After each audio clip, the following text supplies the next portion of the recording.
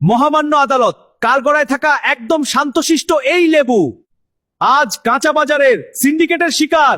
কি নেই লেবুর কাছে? উচ্চ ভিটামিন সি, রোগ প্রতিরোধ ক্ষমতা, হজম সহায়তা, আয়রন শোষণ বাড়ানো, ত্বক উজ্জ্বল এবং ওজন কমানো সহ বিভিন্ন রোগ প্রতিরোধ করে এই ছোট্ট লেবু।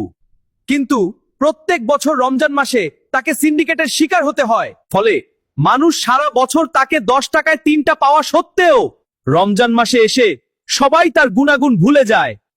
কারণ একটাই, বাজারের সিন্ডিকেটরা রমজানে এসে লেবুর দাম এমন পর্যায়ে নিয়ে যায় যা সাধারণ মানুষ নয়, কোটিপতিরাও লেবু কিনতে হিমশিম খায়। সুতরাং মাননীয় জজ সাহেবের কাছে আমার অনুরোধ, রাষ্ট্রীয়ভাবে এইসব সিন্ডিকেট ব্যবসায়ীদের কঠোর ব্যবস্থা নেওয়া। Order, order. সমস্ত তথ্য ও প্রমাণের ভিত্তিতে আদালত সিন্ডিকেট ব্যবসায়ীদেরকে দর্শকের হাতে তুলে দিল।